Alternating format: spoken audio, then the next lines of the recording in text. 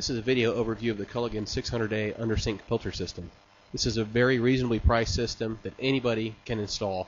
The nice thing about a non-proprietary sump type system like this is it accepts most common 2.5 by 10 inch filters, so you can choose the filter you want to put in it for whichever water problem you're trying to solve. By default, it will filter all the water coming from your cold water supply line, but you can plumb it to a dedicated drinking water faucet if you like. The filter comes with a D20 granular activated carbon filter, but you can also use a D28, a D30, a D40, as well as any other 2.5 by 10 inch filter that you like.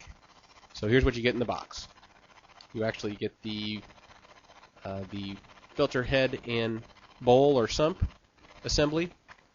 And if you unscrew the sump at the bottom, inside is an installed D20 filter.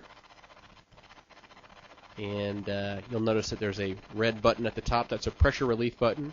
Releases trapped air when you're changing the filter. It comes with complete instructions on how to do the install. It also comes with a length of 3/8 inch OD poly tubing that you're going to use for the installation, as you'll see shortly. It comes with a filter wrench, which is what you use to open or loosen the sump. You don't want to use it to tighten it. You can hand tighten it, but when you want to loosen it, you use the wrench. Also in the box you get some mounting screws. You'll notice on the head it has integral brackets, so you don't need a special mounting bracket, which is very nice. And then you have two quick connect 3/8 inch OD elbows for the install. Now the way that the instructions look out of the box is kind of for rigid tubing, like we're going to show you on this installation.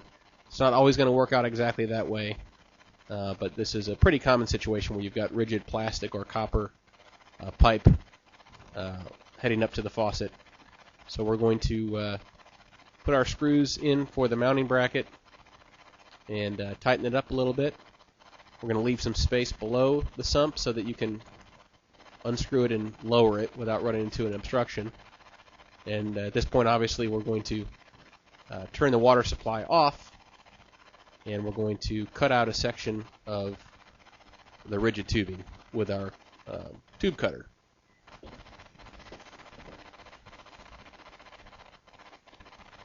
So with these quick disconnect elbows, it couldn't be any easier. You just kind of push the tubing into the elbow until it stops. You got to make sure you push it all the way, and then it locks it in tight, completely leak-free. Doesn't require any blow torches or special plumbing skills, so it's really, really simple.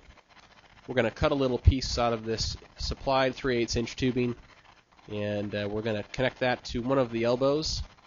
We're going to make a little jog over to the intake side of the filter housing. So we're going to stab that into the intake side, and then stab the supply line into the other end of the elbow. So we're halfway there.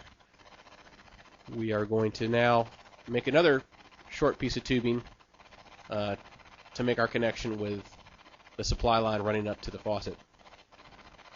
So we're going to stab that in there,